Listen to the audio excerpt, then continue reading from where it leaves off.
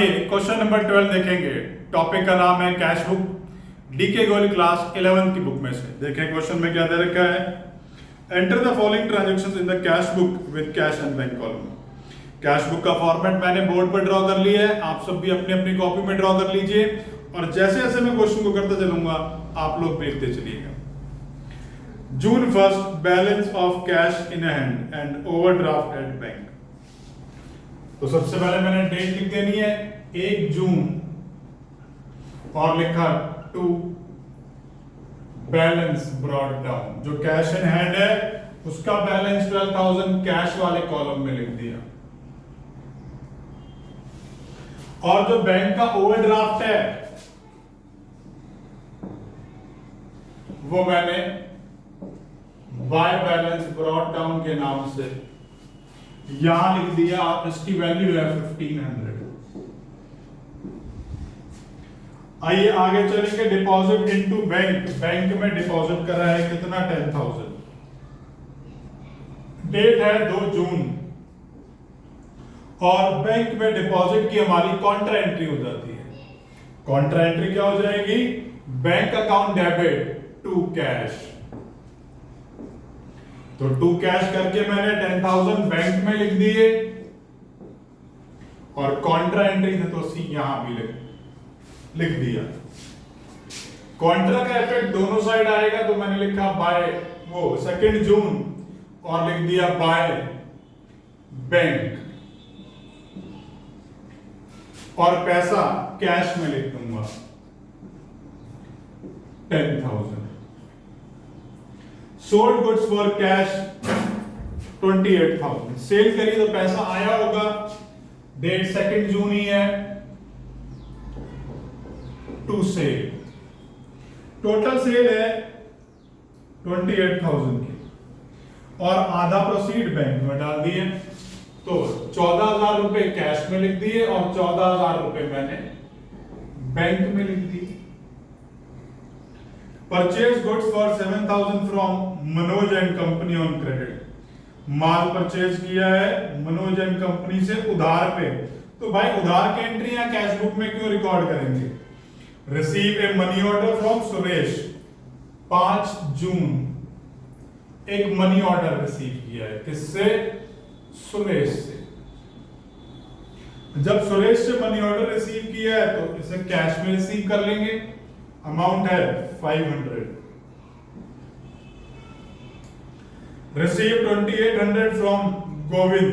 गोविंद से 2800 रिसीव कर लिए। Paid 1,000 into bank. तो 8 जून टू गोविंद 1,000 बैंक में डाल दिए। टोटल 2800 थे तो बाकी रह गए 1800 को मैंने कैश में रख दिए। Receive a cheque from 7,600 from Subhash in full settlement of his ₹8,000 due from him. Cheque receive हो गया सुभाष से, लेकिन ये चेक हमने आज नहीं डाला, ये चेक हमने 13 तारीख को डाला है तो इसकी आज हम कोई एंट्री नहीं करने वाले। Settle the account of Manoj and company by payment of इतना, half in cash and half by cheque. तो आइए इसकी पेमेंट कर देते हैं मनोज एंड कंपनी की। डेट है 12 June. By Manoj and company. आधे पैसे कैश में देने हैं तो 3,300 कैश में दे दिए और 3,300 का चेक काटा है तो वो बैंक में लिख दिए। Check receive from Subhash deposit into bank. जो चेक मिला था वो अब हमने बैंक में डिपॉजिट कर दिया है। जब वो बैंक में डिपॉजिट किया है तो किस दिन किया है? 13 तारीख को। तो मैंने लिखा 2 check in hand.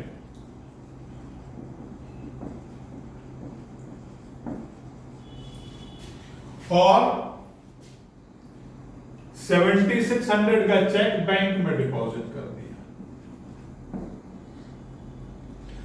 Paid for purchase of machinery by cheque. Machinery purchase करी है चेक से। किस तारीख को? 15 तारीख को। 15th of June by machinery।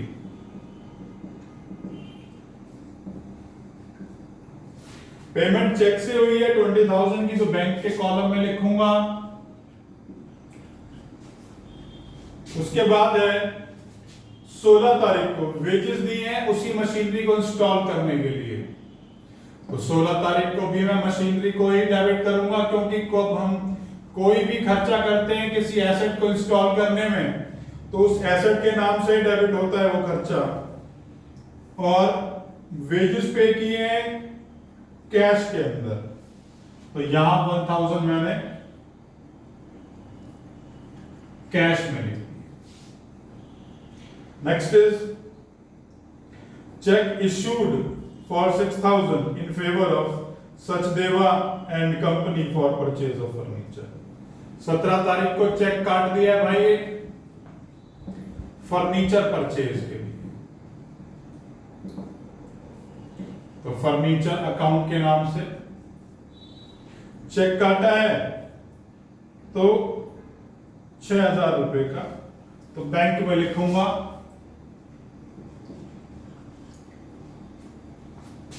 इसके बाद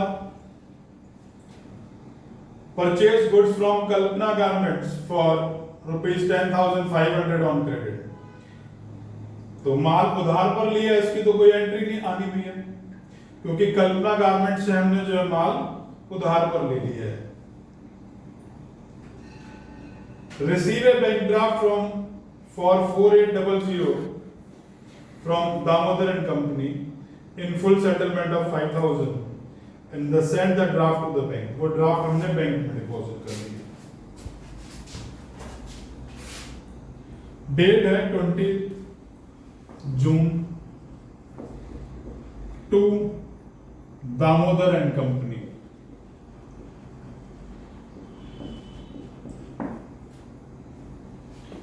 टू दामोदर एंड कंपनी, और क्योंकि ड्राफ्ट बैंक में भेज दिया है तो 4800 हम सीधा बैंक में लिख देंगे।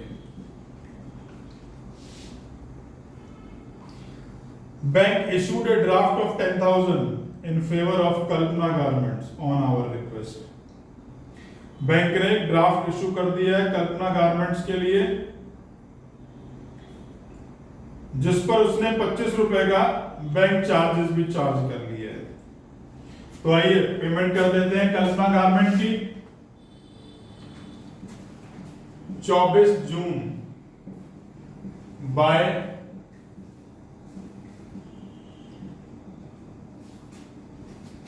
कल्पना गारमेंट,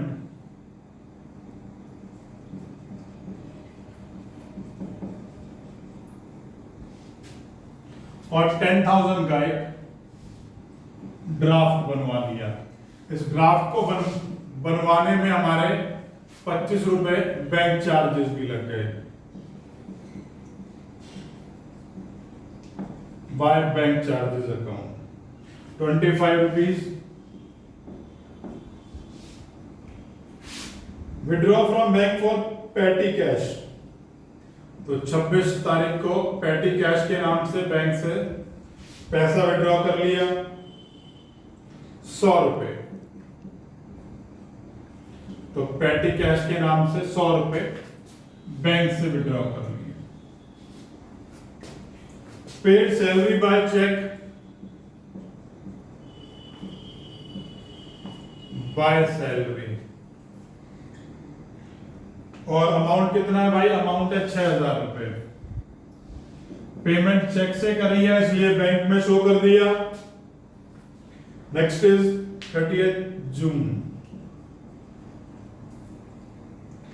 बैंक चार्जेस है और इंटरेस्ट है,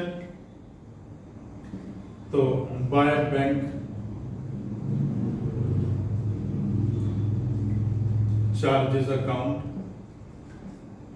and by bank interest. Charges कितने हैं? चार्जेस है 50 रुपए और इंटरेस्ट है 1620।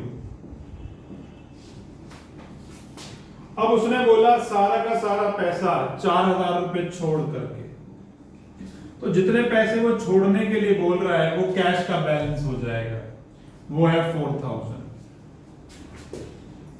आइए इसका टोटल कर लेते हैं।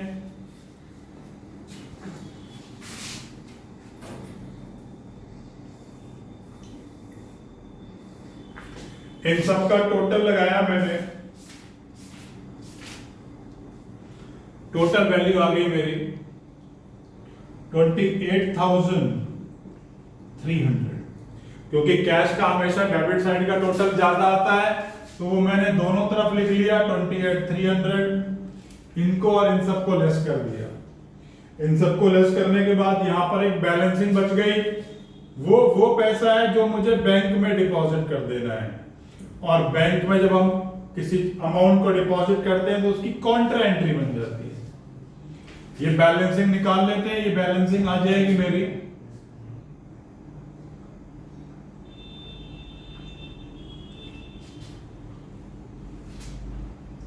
10,000। ठीक है, अब ये 10,000 क्या है? ये 10,000 वो पैसा है जो हमारे पास 4,000 रुपए छोड़ करके कैश में इतना पैसा फालतू था, ये हमने बैंक में डिपॉजिट कर दिया है। और बैंक में डिपॉजिट की एंट्री क्या होती है? Bank account debit to cash. तो बाय बैंक करके कैश में लिख दिया, और यहां पर भी इस कॉन्ट्रा का इफेक्ट आएगा, टू कैश करके कॉन्ट्रा बैंक में लगा दूंगा।